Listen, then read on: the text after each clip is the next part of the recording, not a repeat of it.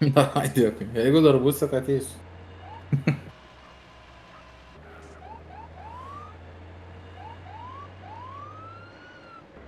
Jeigu Miami dar turi laiko, gali O įsileisti jo, porą, matau, pasibendrauti. rankas papėti.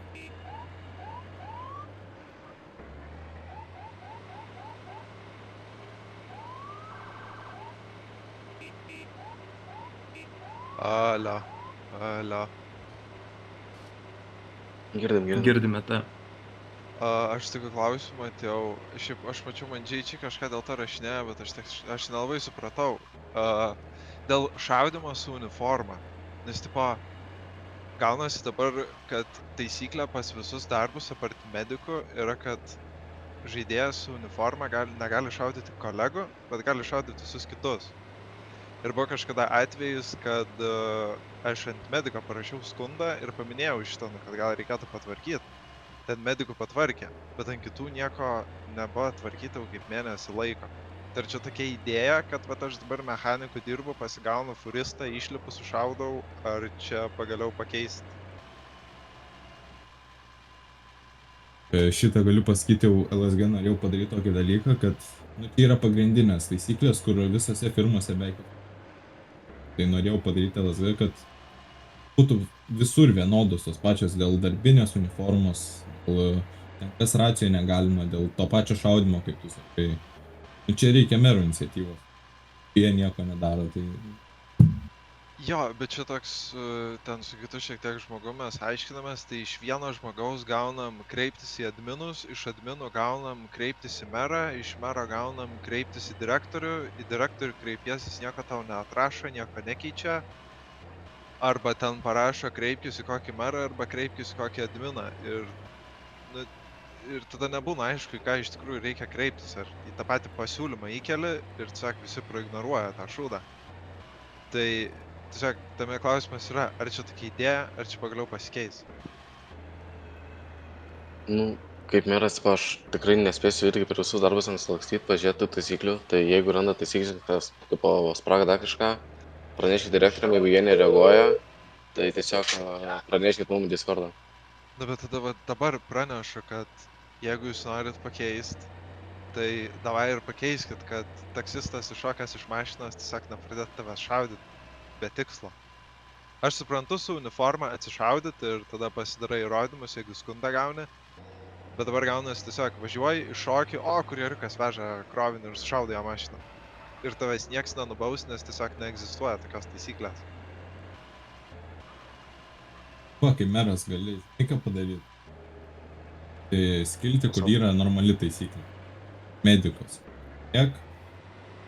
Ten įreik dar kažką papildyk, nukopijuok ir įkelk kaip informaciją visiems pranešimus. Užtagink visus direktorius, kad dėtų va tokią taisyklę pirmai ir tada, kad patagintų viskas. Kiek tai reikia. Jo, aš tą buvau padaręs, matas, kad su misijom ar su kon, kažkurį dalyką buvau skelbęs, kad visi atsinaujintų. Tai aš tai tik tiek tą norėjau paklausti. Tada gal kažkas dar kitas nori kažką paklausti, tai net. O jo, jeigu nori, kelkit ranką. Gerai, dėkui už klausimą, įspręsti.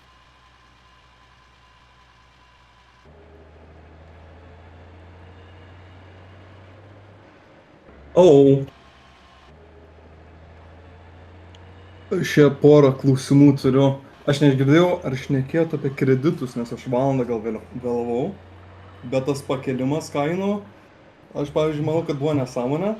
Nes turėt arba pačioj pradžioj keist servą, arba iš vis nekeist. Nes žmonės, kurie prisipirko kreditų į ateitį, dabar vos net dvigubai mokės. Tai tipo tas, aš manau, kad visiškai nesąmonė. Nes manau, jeigu revertinat kreditų kainos, visi bus laimingi ir koks skirtumas, kad pasidarys paslaugas pigesnės, nes tie kreditai vis tiek turi nuo žmonių priklausyti, o ne nuo jūsų. Taip, tu praleidai, buvo atsakytas klausimas, nes idėja buvo pakelta kreditų kainos, nes labai pigiai kreditai vaikščio ir patys žaidėjai skundėsi, kad jie pigiai vaikšto. Dabar aišku skundžiasi, kad paslaugos brangiau kainuoja. Idėja tokia, kad jeigu atsistatys atgal ir grįž prie tų tokių padaresnių kainų, kur nekenks labai ekonomikai ir bus tolkas ir donatint ir servė kreditais prekiautis, jie tikriausiai, nu netikriausiai, jie bus grąžinti atgal, tas kas buvo. Labiau toks, žinai, fluid veiksmas. O dėl to fakto minėjai, kad kur ten prisipirpo, kad daugiau mažiau. Nu, grįžkim prie to, žinai, yra toks pavyzdys kaip CSS, kur, žinai, multi-billion dollar kampanija, Jo, kur makes vienas sense. changes ir, žinai, pusė bylo nėra tiesiog iš marketo. Bet Okay, tada ne per toli nuo kredo, kodėl bet koks cheatų naudojimas kainuoja unbaną tiek pat, kiek koksai spamas ar VChatas. Nes pavyzdžiui, buvo žmogus, draugelis visiškai naujokas, kuris pradėjo ant šito servo lošt ir jis parašė į VChatą davai normaliems ir gavo už tai baną. Ir dabar jis turi tiek pat kredų mokėti, kiek žmogus cheatintamas.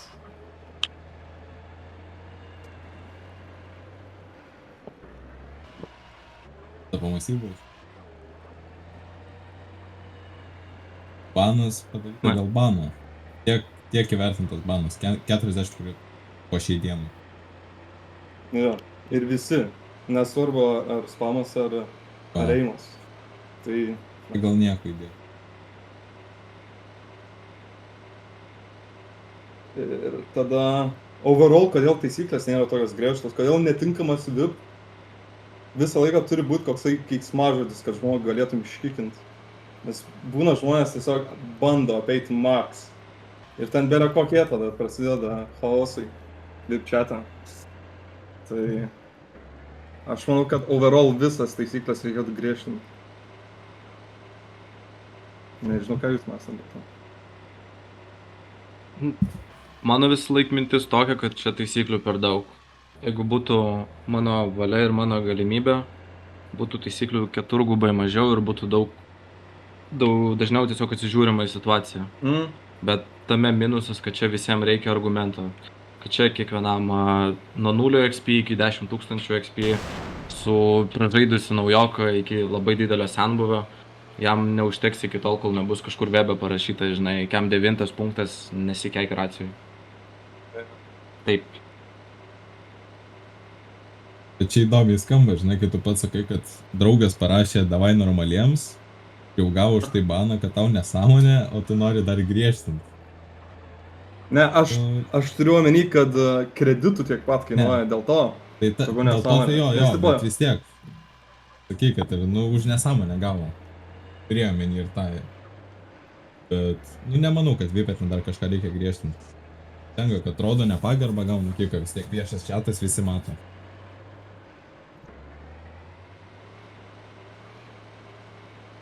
Aš jas tiek neturiu daugiau klausimų. Lyg ir kol kas. Tai dėkui. Tau, Ačiū tau. kas dar norėtų užsukti. Joncės klausimas, 20 tagas. Ar yra koks nors deadline'as, kada forumas bus kaip forumas? Kai jisai kokių planų tokių, kad pavyzdžiui, nu, vasaros pabaigoje, kažkokio tokio pažado, ką galim pažadėti žmonėm, kad forumas veiks tokį momentą.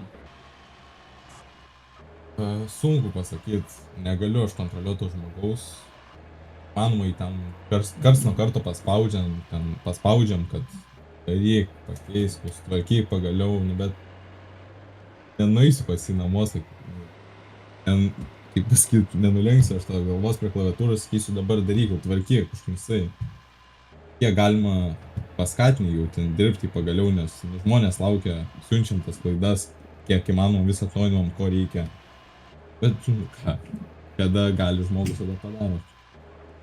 Man yra minčių pereiti pas kitą ten žmogų gal, kad naują formą padarytų, jeigu su šitu taip toliau bus. Bet kol kas kenčia. Taip.